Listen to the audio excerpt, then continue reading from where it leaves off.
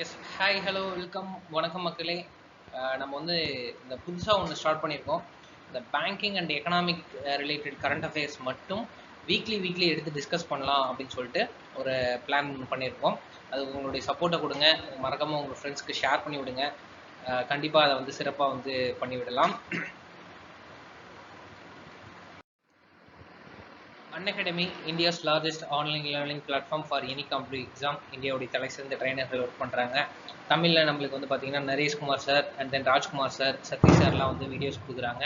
நீங்கள் வீடியோஸ் உங்களுக்கு பார்க்கணும் அப்படின்னா இந்த ப்ரொஃபைலை வந்து நீங்கள் கிளிக் பண்ணிங்க அப்படின்னா அவங்களுடைய ப்ரொஃபைல் ஃபாலோ பண்ணி வச்சுக்கலாம். ஃபாலோ பண்ணி வச்சுட்டு அவங்களுடைய நோட்டிஃபிகேஷன்ஸ், அவங்க போடக்கூடிய வீடியோஸுடைய நோட்டிஃபிகேஷன்ஸ் உங்களுக்கு வரும்.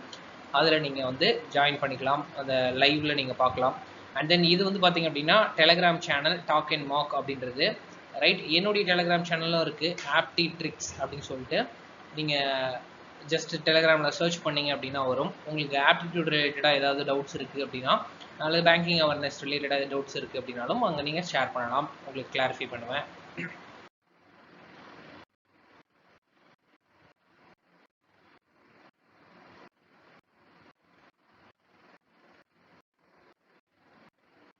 நவம்பர் ஃபர்ஸ்ட் வீக்கான நியூஸ் பார்த்துட்டு இருக்கோம். ஸோ ஃபர்ஸ்ட் நியூஸ் வந்து பார்த்தீங்க அப்படின்னா Yes Bank has launched co-branded card with Bank Bazaar. Yes Bank அப்படின்றது பேங்க் பஜார் கூட சேர்ந்து ஒரு கோ-பிராண்டட் கிரெடிட் கார்டு வந்து ரிலீஸ் பண்ணியிருக்காங்க, ரைட்?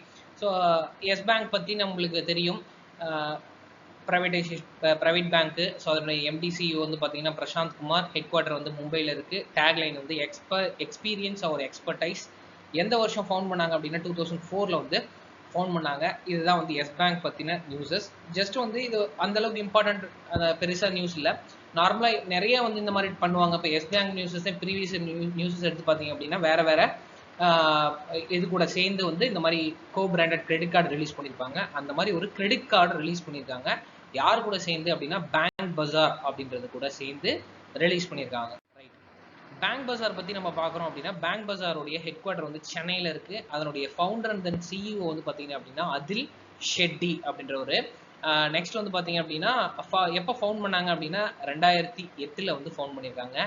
எஸ் பேங்கோடைய ரீசன்ட் நியூஸஸ், வேறு இம்பார்ட்டன்ட் நியூஸஸ் என்ன சார் அப்படின்னு கேட்டிங்கன்னா, எஸ் பேங்க் வந்து பார்த்தீங்கன்னா ஒரு நியூ ஃபேமிலி சேவிங் அக்கௌண்ட் ஒன்று ரிலீஸ் பண்ணியிருக்காங்க. அந்த அக்கௌண்ட்டுக்கு பேர் வந்து பார்த்தீங்க அப்படின்னா எஸ் ஃபேமிலி, ஓகேங்களா? Yes family, right? எஸ் ஃபேமிலின்றது புதுசாக எஸ் பேங்க் ரிலீஸ் பண்ண எஸ் ஃபேமிலி சேவிங்ஸ் அக்கௌண்ட். ஃபேமிலிக்காக ஒரு சேவிங் அக்கௌண்ட் ரிலீஸ் பண்ணியிருக்காங்க, அதுக்கு பேர் எஸ் ஃபேமிலி. அடுத்த நியூஸஸ் வந்து பார்த்தீங்க அப்படின்னா என்பிசிஐ வந்து எஸ் பேங்க் கூட சேர்ந்து first of its kind of contactless payment solution, பேமெண்ட்டுக்காக ஒன்று ரிலீஸ் பண்ணியிருக்காங்க. என்ன அப்படின்னு சொல்லி பார்த்தீங்க அப்படின்னா RuPay on the go. RuPay on the go, இந்த ரூபே, அதுக்கப்புறம் வந்து இந்த நம்ம கேஷ் ட்ரான்ஸ்ஃபர் பண்ணுறது, ஐஎம்பிஎஸ், நிஃப்டி, இது எல்லாமே வந்து பார்த்தீங்க அப்படின்னா கண்ட்ரோல் வந்து இந்த என்பிசிஐ தான். ஸோ என்பிசிஐடைய அப்ரிவேஷன் என்ன அப்படின்னா National Payment Corporation of India. இது தெரிஞ்சிருக்கும், ஓகேங்களா? National Payment Corporation of India. So இது வந்து பார்த்தீங்க அப்படின்னா 2008 கொண்டு வரப்பட்டது. ஸோ இதனுடைய ஹெட் குவார்ட்டர் வந்து பார்த்தீங்க அப்படின்னா மும்பை. ஸோ இதனுடைய எம்டி அண்ட் சிஇஓ வந்து பார்த்தீங்க அப்படின்னா திலீப் அஸ்பி அப்படின்ற ஒரு எம்டி அண்ட் சிஇஓ. ஸோ இது வந்து பார்த்தீங்கன்னா பேமெண்ட் அண்ட் செட்டில்மெண்ட் ஆக்டுக்கு கீழே கொண்டு வரப்பட்டது, ஓகேங்களா? பேமெண்ட் அண்ட் செட்டில்மெண்ட் ஆக்ட் எந்த வருஷம் அப்படின்னு கேட்டிங்கன்னா 2007. ஸோ இது நம்மளுக்கு பேங்கிங் அவேர்னஸில் கேட்கலாம், ஓகேங்களா? NPCI, so payment and settlement act கீழே கொண்டு வரப்பட்டது. ஸோ இந்த என்பிசிஐயும் எஸ் பேங்க்கும் சேர்ந்து ரூபே ஆன் த கோ அப்படின்னு சொல்லிட்டு ஒன்று லான்ச் பண்ணியிருக்காங்க. ஸோ எந்த வருஷம் வந்து அதை ஃபவுண்ட் பண்ணாங்க அப்படின்னா என்பிசிஐயை 2008 எஸ்டாப்ளிஷ் பண்ணது. ஓகே, நெக்ஸ்ட் நியூஸ் எடுத்துட்டோம் அப்படின்னா ஆர்பிஐ வந்து நைனிடல் பேங்க்குக்கு வந்து ஒரு 56 lakhs வந்து பெனால்ட்டி போட்டிருக்காங்க. எதுக்காக பெனால்ட்டி போட்டிருக்காங்க அப்படின்னு சொல்லி பார்த்தீங்க அப்படின்னா நான் பர்ஃபார்மிங் அசட்ஸ், அந்த அக்கௌண்ட்ஸை வந்து கரெக்டாக வந்து கிளாசிஃபிகேஷன் பண்ணலை, அதை ரெகுலேட் பண்ணலை, ப்ரொவிஷன் பண்ணலை அப்படின்னு சொல்லிட்டு அதுக்காக போட்டிருக்காங்க. இந்த நைனிடல் பேங்க்குடைய ஹெட் குவார்ட்டர் எங்கே இருக்குது அப்படின்னா உத்தரகாண்டில் இருக்குது, ரைட்? ஸோ ஃபஸ்ட்டு வந்து இப்போ இந்த இடத்துல நம்ம என்பிஏ அப்படின்றது என்ன சார் அப்படின்னா நான் பர்ஃபார்மிங் அசட்ஸ். நான் பர்ஃபார்மிங் அசட்ஸ்னா என்ன சார் அப்படின்னா ஒரு லோனை வாங்கிட்டு நீங்கள் திருப்பி பே பண்ணலை அப்படின்னா அதை வந்து நம்ம நான் பர்ஃபார்மிங் அசட் அப்படின்னு சொல்லி சொல்கிறோம், ஓகேங்களா? அப்போ நார்மலாக எஜுகேஷன் லோன் வாங்கிட்டு அதை திருப்பி பே பண்ணலை அப்படின்னா உங்களுக்கு வந்து மெசேஜ் மேலே மெசேஜாக போட்டுட்டு கிடப்பாங்க. ஸோ அந்த மாதிரி தான் கிட்டத்தட்ட வந்து பார்த்திங்க அப்படின்னா எல்லா லோன்ஸுமே, ஓகேங்களா? எந்த லோன்ஸாக இருக்கும் நீங்கள் வாங்கிட்டு அப் டு எது வரைக்கும் சார் நான் பே பண்ணாமல் இருந்தால் எனக்கு நான் என்பிஏ ஆகும் அப்படின்னா 90 டேஸ். எனக்கு என்பிஏ இதெல்லாம் வந்து எக்ஸாமில் கேட்டிருந்த கொஸ்டின் தான். என்பிஏ நான் பர்ஃபார்மிங் அசட்ஸ்ன்றது எப்போ எனக்கு கிளாஸிஃபை ஆகும், என்பிஏவா எப்போ என்னுடைய லோனோ அல்லது வந்து நீங்கள் அட்வான்ஸோ வாங்கியிருக்கீங்க அப்படின்னா அது எப்போ என்பிஏவா கிளாஸிஃபை பண்ணப்படும் அப்படின்னா நீங்கள் ரீபேமெண்ட் 90 டேஸ்க்கு அப்புறமா நீங்கள் லோனை வாங்கிட்டு 90 டேஸ் வந்து நீங்கள் பே பண்ணலை அப்படின்னா அந்த 90th டே ஆஃப்டருக்கு அப்புறம் கண்டிப்பாக அது வந்து என்பிஏவா கிளாஸிஃபை பண்ணப்படும். இப்போ இந்த என்பிஏலேயே வந்து பார்த்தீங்கன்னா 3 கேட்டகரிஸ் இருக்குது. ஓகேங்களா? சப்ஸ்டாண்டர்ட் அதுக்கப்புறம் வந்து பார்த்தீங்க அப்படின்னா டவுட்ஃபுல் அசெட், அடுத்து லாஸ் அசெட். ஓகேங்களா? இந்த சப்ஸ்டாண்டர்ட்ன்றது என்ன சார் அப்படின்னா ஈவன் 90 டேஸ்க்கு அப்புறமா போனாலுமே அது ஃபர்ஸ்ட் கேட்டகரியில் இருக்கும். ஓகேங்களா? ஃபர்ஸ்ட் கேட்டகரி வந்து சப்ஸ்டாண்டர்ட் அசெட். இது வந்து அப் டு 12 மந்த் வரைக்கும் ஃபர்ஸ்ட் 12 மந்த்துக்குள்ள, அதாவது 1 இயர்க்குள்ள இருக்கக்கூடிய பீரியட் ஆஃப் டைமை நம்ம என்ன சொல்றோம் அப்படின்னா சப்ஸ்டாண்டர்ட் அசெட் அப்படின்னு சொல்றோம். ஆஃப்டர் 12 மந்த்துக்கு அப்புறம் அடுத்த 12 மந்த் வரைக்கும், ஓகேங்களா, ரெண்டாவது 12 மந்த் வரைக்கும் வந்து பார்த்தீங்க அப்படின்னா டவுட்ஃபுல் அசெட் அப்படின்னு சொல்றோம். அதுக்கு பிறகு லாஸ் அசெட் அப்படின்ற கேட்டகரிஸ்க்கு கொண்டு போகப்படுது. ஓகேங்களா? அதாவது செகண்ட் 12 மந்த் முடிஞ்சதுக்கு அப்புறமா அது லாஸ் அசெட்டா வந்து மாறுது. ஸோ அப்போ என்பிஏ வந்து பார்த்தீங்கன்னா 90 டேஸ்க்கு அப்புறமா என்பிஏ கேட்டகரைஸ் பண்ணுவாங்க. ஓகேங்களா? லோன் வாங்கி 90 டேஸ்க்கு அப்புறமா அதில் 3 கேட்டகரிஸ் இருக்குது. Substandard, doubtful and then loss asset. சப்ஸ்டாண்டர்டில் ஃபர்ஸ்ட் 12 மந்த்து, அடுத்து டவுட்ஃபுல்ல அடுத்த 12 மந்த்து, பியாண்ட் 2 இயர்ஸ்க்கு அப்புறமா வந்து பார்த்தீங்க அப்படின்னா லாஸ் அசெட் அப்படின்னு சொல்லி டிக்ளேர் பண்ணுவாங்க. இந்த பெனால்ட்டி எந்த ஆக்ட் கீழே போடப்பட்டது அப்படின்னு சொல்லி பார்த்தீங்கன்னா பேங்கிங் ரெகுலேஷன் ஆக்ட் 1949க்கு கீழே வந்து கொண்டு வரப்பட்டது. ஆர்பிஐ பற்றி பார்க்கணும் அப்படின்னா ஆர்பிஐ உடைய ஹெட் குவார்ட்டர் வந்து மும்பையில் இருக்குது, உங்களுக்கு தெரியும். ஆர்பிஐ வந்து ஃபர்ஸ்ட் எங்கே வந்து இருந்தது அப்படின்னா கொல்கட்டாவில் இருந்தது. தென் மும்பைக்கு கொண்டு வரப்பட்டது வந்து பார்த்தீங்க அப்படின்னா 1937ல். ஓகேங்களா? 1937ல் தான் மும்பைக்கு கொண்டு வரப்பட்டது. சக்திகாந்த தாஸ் வந்து 25th கவர்னர் ஆஃப் ஆர்பிஐ, அது உங்களுக்கு தெரியும். இப்போ ரீசன்ட் கரண்ட் அஃபேர்ஸில் வந்து பார்த்தீங்க அப்படின்னா உங்களுக்கு ஒரு 3 இயர்ஸ் வந்து எக்ஸ்டெண்ட் பண்ணியிருப்பாங்க. அதை நீங்கள் படிச்சுருந்துருப்பீங்க. ஸோ அவருடைய பீரியட் ஆஃப் டைம் வந்து 2021ல் முடியுது. ஸோ அதை தாண்டி இன்னும் வந்து அவருக்கு எக்ஸ்டென்ஷன் பண்ணியிருக்காங்க. ஃபர்ஸ்ட் கவர்னர் ஆஃப் ஆர்பிஐ வந்து ஓஸ்போர்ன் ஸ்மித். இதெல்லாம் ஆதிகாலத்து கொஸ்டின். ஏன்னா இப்போ மறுபடியும் அந்த மாதிரி ஆதிகாலத்து கொஸ்டின்லாம் கேட்குறாங்க அப்படின்றதுனால இதையும் இன்க்ளூட் பண்ணி வச்சுருந்துருக்கோம். First Indian governor of RBI யாரு அப்படின்னு சொல்லி பார்த்தீங்க அப்படின்னா சிடி தேஷ்முக். ஓகேங்களா? சிடி தேஷ்முக் அப்படின்றது தான் ஃபர்ஸ்ட் இந்தியன் கவர்னர். ஓகேங்களா? ஃபர்ஸ்ட் கவர்னர் ஆர்பிஐ வந்து ஓஸ்போர்ன் ஸ்மித், இந்தியன் கவர்னர் வந்து தேஷ்முக். ஈவன் உமன் கூட கேட்கலாம். First woman of RBI deputy governor வந்து கேஜே உதேஷி அப்படின்றவங்க தான் first woman RBI governor. Right? So RBI வந்து எப்போ நேஷனலைஸ் பண்ணப்பட்டாங்க? முக்கியமான பாயிண்ட், ஆர்பிஐ ஃபர்ஸ்ட் பிரைவேடைசேஷன்ல இருந்தது, அப்புறம் தான் வந்து நேஷனலைஸ் பண்ணப்பட்டது. எப்போ நேஷனலைஸ் பண்ணாங்க அப்படின்னா ஃபர்ஸ்ட் ஜான்வரி 1949. ஓகேங்களா? ஆர்பிஐ ஆக்ட் வந்து 1948, நேஷனலைஸ் பண்ணப்பட்டது வந்து 1949. 15th கவர்னர் ஆஃப் ஆர்பிஐ வந்து மன்மோகன் சிங். அவர் வந்து ஆல்ரெடி நம்மளுடைய பிஎம்ஆ இருந்தார், 13th பிஎம்ஆ இருந்தார். இப்போ இருக்கக்கூடிய ஒரு மோடி வந்து பார்த்தீங்க அப்படின்னா 14th பிஎம். இது இப்படி கூட கேட்கலாம், மோடி எத்தனாவது பிஎம் அப்படின்ற மாதிரி கொஸ்டின்ஸ் கூட வரலாம். ரைட்? நோட் பண்ணி வச்சுக்கோங்க. ஆர்பிஐ டெபுட்டி கவர்னர்ஸ் யார் சார் அப்படின்னா MK Jain, Maheshkumar Jain, MD Patra, next Rajeshwar Rao and then Ravishankar அப்படின்னு சொல்லிட்டு 4 பேர் இருக்காங்க. ரீசெண்டாக ரவிசங்கரை வந்து உள்ள அப்பாயின்மெண்ட் பண்ணியிருந்திருப்பாங்க. அண்ட் தென் நைனிடல் பேங்குடைய ஹெட் குவார்ட்டர்ஸ் எங்கே இருக்குது அப்படின்னா நைனிடல் பேங்குடைய ஹெட் குவார்ட்டர்ஸ் வந்து நைனிடல் உத்தரகாண்டில் இருக்குது. அண்ட் தென் எம்டிசிஓ வந்து பார்த்தீங்கன்னா தினேஷ் பண்ட். நைனிடல் பேங்க் வந்து எப்போ எஸ்டாப்ளிஷ் பண்ணாங்க அப்படின்னா 1922ல் எஸ்டாப்ளிஷ் பண்ணாங்க. Establish by Bharat Ratna Govind Ballabh Pant. So இவங்க தான் வந்து எஸ்டாப்ளிஷ் பண்ணது.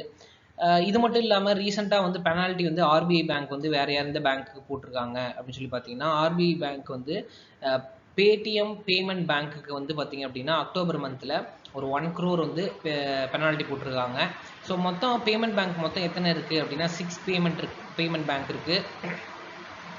இந்த 6 பேமெண்ட் பேங்க்கில் ஃபஸ்ட்டு வந்த பேமெண்ட் பேங்க் என்னது அப்படின்னா 2016ல் ஏர்டெல் பேமெண்ட் பேங்க் வந்துச்சு. அதுதான் first payment bank in India அப்படின்னு சொல்லலாம்.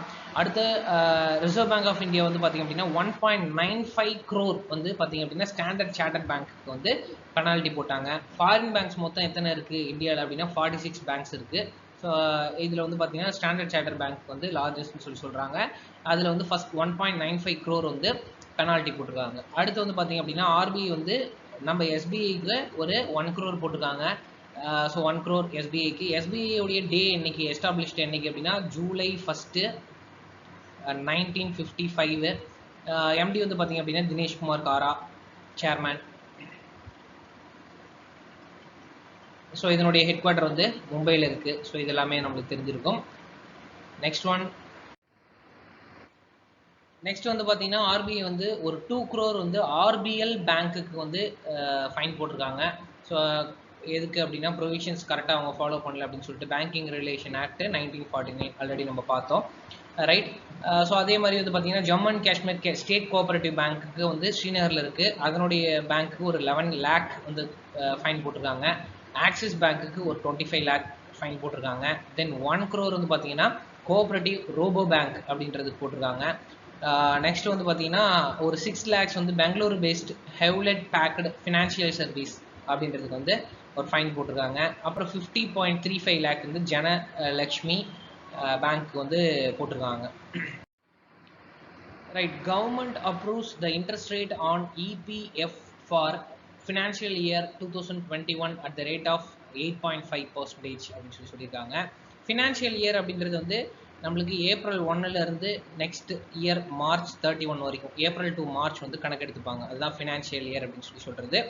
Ministry of finance has approved the interest rate employees provident fund EPF டெபாசிட்ஸ்க்கு வந்து பார்த்தீங்க அப்படின்னா 8.5 நீங்கள் அலோவ் பண்ணலாம் அப்படின்னு சொல்லியிருக்காங்க. இந்த இன்ட்ரெஸ்ட் ரேட் வந்து முன்னாடி வருஷம் என்ன இருந்ததோ அதே தான் இந்த வருஷமும் இருக்குது, ரிமைன்ஸ் அன்சேஞ்ச்டு.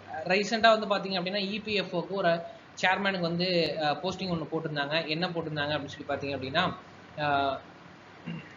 முக்மீத் சிங் பாத்தியா, முக்மீத் எம்எஸ் பாட்டியா அப்படின்னு சொல்லுவாங்க, முக்மீத் சிங்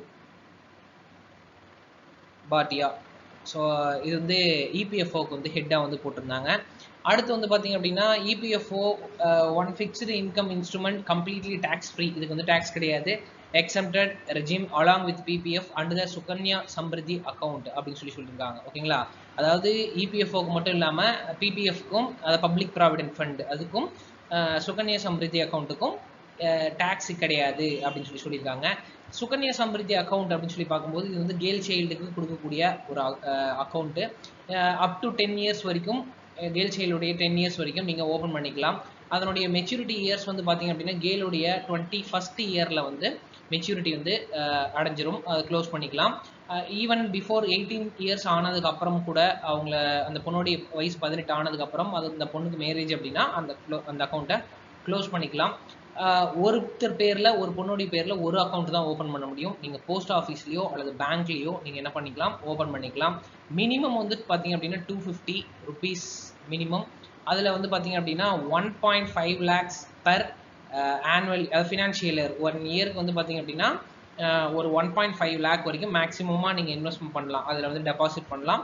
மினிமம் வந்து பார்த்தீங்க அப்படின்னா 250 rupeesம் நீங்கள் இன்வெஸ்ட்மெண்ட் பண்ணலாம். ஸோ இது வந்து அப் டு வந்து அவங்களுடைய ஏஜ் வந்து 21 years வரைக்கும், 10 years வரைக்கும் நீங்கள் என்ன பண்ணலாம் அப்படின்னா அந்த அக்கௌண்ட் வந்து ஓப்பன் பண்ணிக்கலாம் அந்த பொண்ணுடைய பேரில், ரைட். இப்போ பிபிஎஃப்க்கு வந்து பார்த்தீங்க அப்படின்னா 7.1 ரேட் ஆஃப் இன்ட்ரெஸ்ட் கொடுத்துருக்காங்க. சீனியர் சிட்டிசன்ஸ்க்கு வந்து 7.4, நேஷனல் சேவிங் சர்டிஃபிகேட் என்எஸ்சி வந்து பார்த்தீங்கன்னா 6.8, சுகன்யா சம்ரிதி யோஜனாக்கு வந்து 7.6, கிஷான் விகாஸ் பத்ராக்கு வந்து பார்த்தீங்க அப்படின்னா 6.9%. அதனுடைய மெச்சூரிட்டி பீரியட் வந்து 124 months. கிஷான் பத்ரா அப்படின்றது ஃபார்மர்ஸ்க்கு ப்ரொவைட் பண்ணக்கூடியது. ஸோ இதுதான் வந்து அந்த இன்ட்ரெஸ்ட் ரேட்டு. இந்த இன்ட்ரெஸ்ட் ரேட்லேருந்தும் கேட்கறதுக்கான வாய்ப்புகள் இருக்குது. இந்த ரெப்போ, ரிவர்ஸ் ரெப்போ, அதுக்கப்புறம் வந்து பார்த்தீங்கன்னா பேங்க் ரேட்டு, சிஆர்ஆர், இந்த லிஸ்ட்டில் கூட இந்த லிஸ்ட்லேயும் வந்து நீங்கள் வந்து ஒவ்வொரு எக்ஸாமுக்கையும் ஆட் பண்ணிக்கோங்க. அதுக்கு முன்னாடி நீங்கள் பார்த்துட்டு போனீங்க அப்படின்னா அந்த எக்ஸாமில் அந்த மாதிரி நமக்கு வந்து ஏதோ ஒரு இன்ட்ரெஸ்ட் ரேட் கேட்கறதுக்கான வாய்ப்புகளும்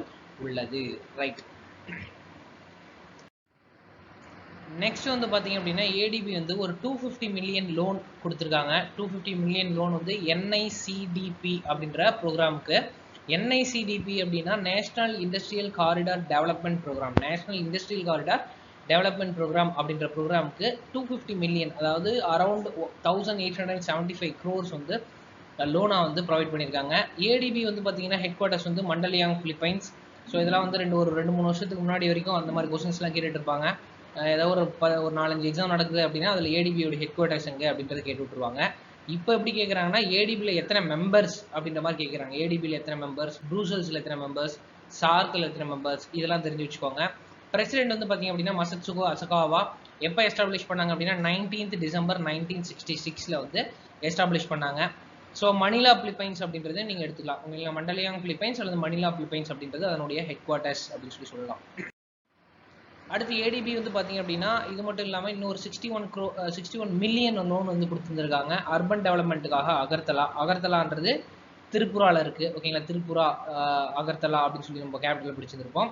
அதனுடைய அகர்தலாவுடைய சிட்டி அர்பன் டெவலப்மெண்ட் ப்ராஜெக்ட்டுக்காக கொடுத்துருந்துருக்காங்க. 61 மில்லியன் அப்படின்றது 453 crore அப்படின்றது தான் வந்து 61 மில்லியன் அப்படின்றது வந்து நம்ம எடுத்துக்கலாம். ஸோ அதுக்காக வந்து பார்த்தீங்க அப்படின்னா கொடுத்துருக்காங்க. ஸோ அதில் வந்து ஒரு 48 கிலோமீட்டர் வந்து ப்ராஜெக்ட் பில் அப்கிரேட் பண்ணுறதுக்காக, அதுக்கப்புறம் இந்த கிளைமேட் ரெசிஸ்டன்ஸ், இந்த ட்ரைனேஜ் கன்ஸ்ட்ரக்ஷன், ஸோ இந்த மாதிரி இதுக்காக கொடுத்துருக்காங்க. ஓகேங்களா, 61 மில்லியன் வந்து ஏடிபி வந்து அப்ரூவல் பண்ணியிருக்கு. ஒரு 250 வந்து ஸோ என்ஐசிடிபிக்கு ப்ரோக்ராமுக்கு. ஸோ இது வந்து பார்த்தீங்க அப்படின்னா ஒரு 61 மில்லியன் வந்து அகர்தலாக்கு.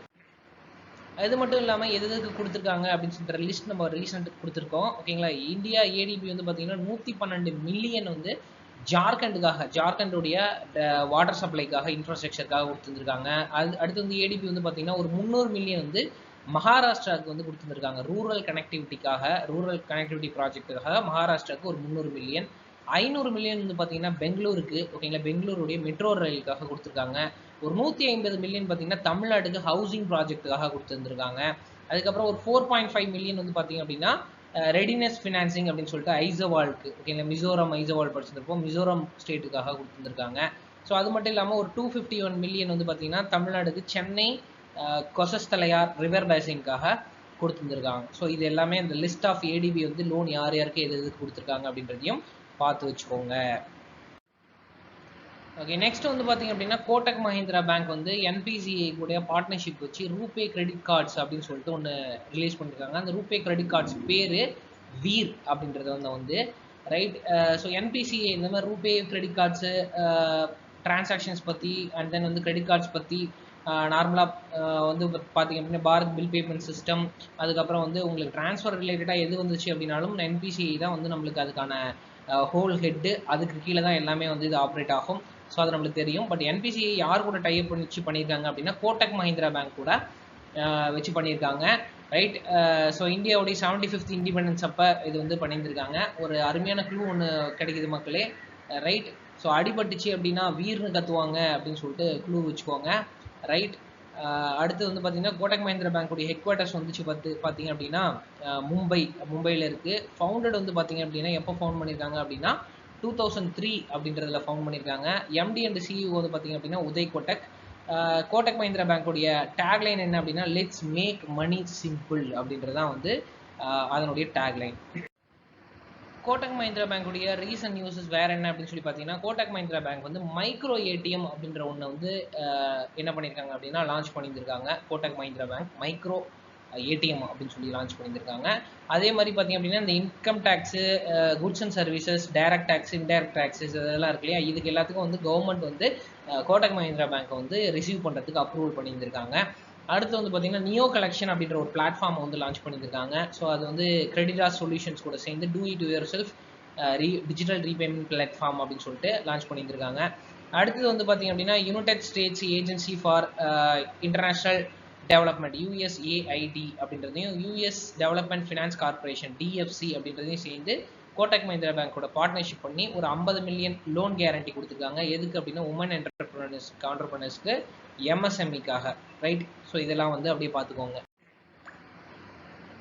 ஸோ இதுவும் list of Kotak Mahindra Bank கூட யார் கூட டைப் பண்ணி வச்சுருக்காங்க. இண்டிகோகவும் கோட்டக் மஹிந்திரா பேங்க்கும் சேர்ந்து வந்து பார்த்தீங்க அப்படின்னா கோபிராண்டட் கிரெடிட் கார்டு வந்து காச்சிங் அப்படின்னு சொல்லி விட்டுருக்காங்க. ஓகேங்களா, காச்சிங் அப்படின்னு சொல்லிட்டு ஒன்று கிரெடிட் பிராண்ட் விட்டுருக்காங்க. ஸோ இது லிஸ்ட் ஆஃப் இது எல்லாமே வந்து பார்த்துக்கோங்க. நெக்ஸ்ட் வந்து பார்த்தீங்க அப்படின்னா RBI வந்து ஸோ 5 crores கீழே இருக்கக்கூடிய கரண்ட் அக்கௌண்ட்டுக்கான அந்த நார்ம்ஸ் வந்து கொஞ்சம் ஈஸ் பண்ணியிருக்காங்க, ஃப்ரீ பண்ணியிருந்திருக்காங்க. ஸோ அதுதான் வந்து இதில் சொல்ல வராங்க. ஸோ 5 crore அதை விட கம்மியாக நீங்கள் வந்து இருக்குது எக்ஸ்போஷர் இருக்குது அப்படின்னா அதுக்கு மெயின்டைன் பண்ணுறதுக்கு வந்து கரண்ட் அக்கௌண்ட்ஸ்க்கு வந்து எந்த ஒரு ரெஸ்ட்ரிக்ஷன்ஸ் வந்து ஈஸ் பண்ணியிருக்காங்க. அதாவது இந்த சிசி அப்படின்றது என்ன அப்படின்னா கேஷ் கிரெடிட் அப்படின்னு சொல்லுவாங்க. ஓடின்றது ஓவர் டிராஃப்ட். அதாவது கரண்ட் அக்கௌண்ட் ஹோல்டர்ஸ்க்கு நீங்கள் வந்து கரண்ட் அக்கௌண்ட் ஹோல்டர்ஸாக இருக்கீங்க அப்படின்னா உங்களுக்கு வந்து ஒன்று கேஷ் கிரெடிட் அவைலபிலிட்டி கொடுப்பாங்க, அல்லது ஓவர் டிராஃப்ட் ஏதோ ஒன்று நீங்கள் வந்து ஓப்பன் பண்ணிக்கலாம். பட் வந்து ஓவர் டிராஃப்ட் ஃபெசிலிட்டி அப்படின்றது வந்து பேங்க் டிசைட் பண்ணுறது தான். அதாவது நார்மலாக வந்து இப்போ நீங்கள் ஒரு லிமிட் லைன் வரைக்கும் இருக்கும், அந்த லிமிட் லைன் வரைக்கும் நீங்கள் எக்ஸ்ட்ரா யூஸ் பண்ணிக்கலாம். பட் கேஷ் கிரெடிட் அப்படின்றது வந்து உங்களுக்கு செக்யூரிட்டிஸ் ப்ரொவைட் பண்ண சொல்லுவாங்க. அதுக்கு வந்து உங்களுக்கு இப்போ அர்ஜென்ட்டாக ஒரு இமீடியட்டாக ஒரு பிஸ்னஸ்க்கு வந்து ஒன்று தேவைப்படுது அப்படின்றப்போ அதில் வந்து நீங்கள் வந்து கேஷ் கிரெடிட் வந்து நீங்கள் யூஸ் பண்ணிக்கலாம், ஒன் டைம் யூஸ் அப்படின்ற மாதிரி இருக்கும். பட் ஓவர் டிராஃப்ட் ஃபெசிலிட்டி அப்படின்றது வந்து உங்களுக்கு நீங்கள் திரும்ப திரும்ப கிரெடிட் கார்டு யூஸ் பண்ணுற மாதிரி வந்து அந்த லிமிட் வரைக்கும் எடுத்துக்கலாம். எடுத்துகிட்டு மறுபடியும் நீங்கள் அமௌண்ட் பே பண்ணதுக்கப்புறம் மறுபடியும் உங்களுக்கு அந்த லிமிட் லைன் இருக்கும். இப்போ ஜீரோ பேலன்ஸ் இருக்குது அப்படின்னாலும் ஸ்டில் உங்களோட அக்கௌண்ட்டில் ஜீரோ பேலன்ஸ் இருக்கனாலும் அமௌண்ட் வந்து எடுத்துக்கலாம், ஓவர் டிராஃப்ட் ஃபெசிலிட்டி யூஸ் பண்ணி எடுத்துக்கலாம். ஸோ இங்கே ஓவர் டிராஃப்ட் ஃபெசிலிட்டி யூஸ் பண்ணுறதுனால வந்து பார்த்திங்க அப்படின்னா உங்களுக்கு வந்து அமௌண்ட் வந்து இன்ட்ரெஸ்ட் ரேட் வந்து அதிகமாக இருக்கும். ஸோ இன்ட்ரெஸ்ட் ரேட் வந்து ஹையாக இருக்கும். இங்கே இன்ட்ரெஸ்ட் ரேட் வந்து செக்யூரிட்டிஸ் நீங்கள் ப்ரொவைட் பண்ணுவீங்க. ஸோ அதனால் இன்ட்ரெஸ்ட் ரேட் வந்து கம்மியாக இருக்கும். இதுதான் கேஷ் கிரெடிட்டுக்கும் ஓவர் டிராஃப்ட்டுக்கும் இருக்கக்கூடிய டிஃப்ரென்ஸ். ரெண்டுமே நியர்பை சேம் தான். பட் ரெண்டுமே வந்து நியர்பை சேம் தான். பட் அங்கே வந்து உங்களுக்கு ஒரு லிமிட் லைன் மாதிரி கிரெடிட் கார்டு மாதிரி உங்களுக்கு வந்து அந்த உங்கள் அக்கௌண்ட்டில் பேலன்ஸ் இல்லைனாலும் எக்ஸ்ட்ரா நீங்கள் பர்ச்சேஸ் பண்ணிக்கலாம், எடுத்துக்கலாம். பட் இங்கே வந்து பார்த்தீங்க அப்படின்னா ப்ரியராக நீங்கள் எவ்வளோ வந்து உங்களுக்கான அமௌண்ட் இருக்கோ அதில் வந்து உங்களுக்கான இப்போ குறிப்பிட்ட ஒரு அமௌண்ட் வருது அப்படின்னா அதில் வந்து ஒரு 60%, 50% அந்த மாதிரி மட்டும்தான் எடுக்க முடியும். ஸோ இதுதான் வந்து ரெண்டுத்துக்கு இருக்கக்கூடிய டிஃப்ரென்ஸ். ஸோ இதை டிசைட் பண்ணுறது யார் அப்படின்னா பேங்க் மேனேஜர்ஸ் உங்களுடைய டிரான்சாக்ஷன்ஸ் பார்த்துட்டு டிசைட் பண்ணுவாங்க.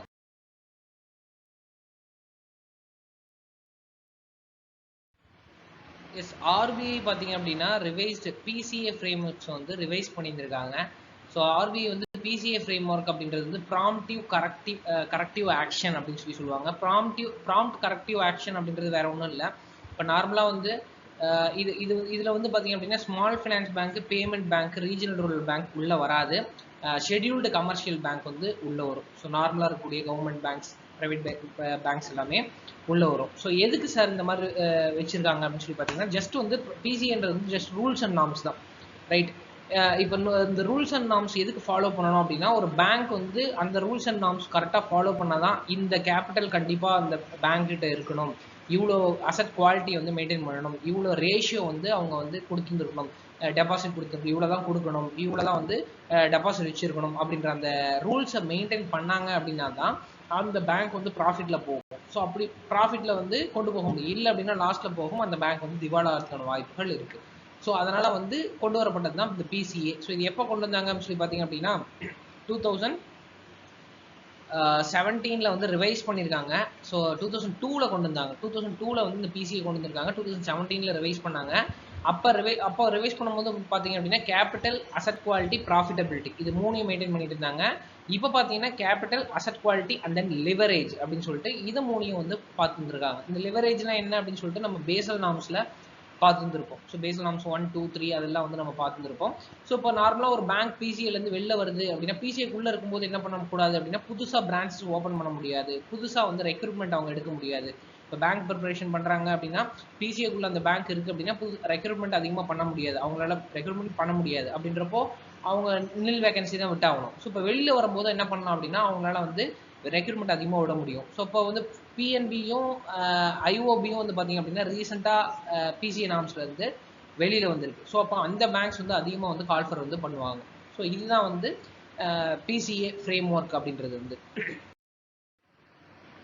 ஸோ நெக்ஸ்ட் வந்து பார்த்தீங்க அப்படின்னா ஆர்பி வந்து ஒரு பேனல் லான்ச் பண்ணியிருக்காங்க, ஒரு பேனல் போட்டிருக்காங்க ஏஆர்சிக்கு, அசட் ரீகன்ஸ்ட்ரக்ஷன் கம்பெனி அப்படின்னு சொல்லுவாங்க.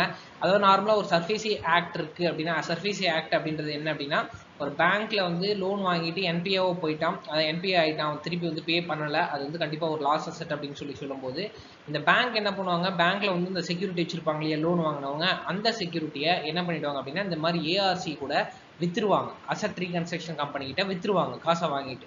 அந்த அசட் ரீகன்ஸ்ட்ரக்ஷன் கம்பெனி என்ன பண்ணும் அப்படின்னா அதை வந்து வேற ஒருத்தர்கிட்ட சேல் பண்ணி ஒரு குவாலிஃபைட் பையர்கிட்ட வேற யார்கிட்ட சேல் பண்ணி அதை வந்து அது பணமாகிக்கும். ஸோ இதுதான் வந்து பார்த்தீங்க அப்படின்னா அந்த நார்மலாக சர்ஃபேசி ஆக்ட் அப்படின்னு சொல்கிறது. அதுக்கு வந்து பார்த்தீங்க அப்படின்னா ஒரு வேல்யூ ஃபிக்ஸ் பண்ணுறது, இவ்வளோ குவாலிட்டி இருந்தால் தான் அது அசட் ரீகன்ஸ்ட்ரக்ஷன் கம்பெனியாக வந்து இருக்க முடியும் அப்படின்ற மாதிரி ஒரு நார்மலாக ஒரு பேனல் வந்து போட்டிருக்காங்க. இந்த பேனலுக்கு யாருக்கு வந்து பார்த்தீங்க அப்படின்னா ஹெட்டாக இருக்காங்க அப்படின்னா ஆர்பிஐ எக்ஸிக்யூட்டிவ் டைரக்டர் வந்து சுதர்சன் சென் வந்து இருக்கார். ஓகேங்களா? ஸோ அதை வந்து செப்பரேட் பண்ணுறாங்க. அந்த கமிட்டியில் வந்து 5000 crore மேலே இருக்கலாமா அல்லது வந்து 100 crore மேலே இருக்கலாமா அப்படின்ற மாதிரி அதை செக்ரிகேஷன் பண்ணுறாங்க.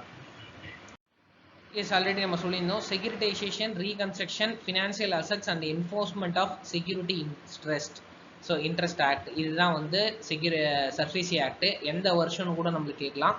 2002 தான் வந்து இந்த சர்ஃபேசி ஆக்ட் வந்து கொண்டு வந்தாங்க. பாருங்கள், பாரோவர் செக்யூரிட்டி வந்து ஒரிஜினல் பேங்க்கிட்டயோ அல்லது ஃபினான்ஷியல் இன்ஸ்டிடியூஷன்ட்டையோ வந்து வாங்குறாரு. ஃபினான்ஸை வாங்கிட்டு செக்யூரிட்டி வச்சிருக்காரு. இந்த செக்யூரிட்டி என்ன பண்ணுறாங்க, security asset transferred to asset reconstruction company. இவன் கேஷை வந்து கொடுத்துட்டு செக்யூரிட்டி வாங்கிக்கிறான். இவன் என்ன பண்ணுறான் அப்படின்னா, குவாலிஃபைட் பையர்கிட்ட கேஷை வாங்கிட்டு செக்யூரிட்டி வந்து திருப்பி அவங்ககிட்ட கொடுக்குறான். ஸோ இதுதான் வந்து நார்மல் ப்ராசஸ். பட் இதுக்கு இந்த சர்ஃபேசி ஆக்டுக்கு அந்த மாதிரி வந்து அந்த பேங்க்கை வந்து நம்ம எடுத்துக்கணும் அப்படின்னா, மினிமம் வந்து அந்த லோனை எடுத்துக்கணும் அப்படின்னா என்பிஏ வந்து கண்டிப்பாக வந்து 1 lakh மேலே இருக்கணும். 1 lakh அண்ட் எபோவாக இருக்கணும்.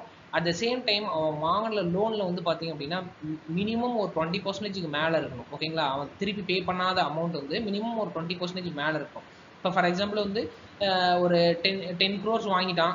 10 crores வாங்கிட்டு வந்து அவனுக்கு 1 crore தான் வந்து பெண்டிங் வச்சிருக்கான். அப்படின்றப்போ அது வந்து நம்மளுக்கு நார்மலாக என்பிஏ அப்படின்ற கேட்டகரிஸ் வராது. ஏன்னா அவன் வந்து எவ்வளோ பே பண்ணிட்டான் அப்படின்னா 90% பே பண்ணிட்டாங்க, 10% தான் வரும்.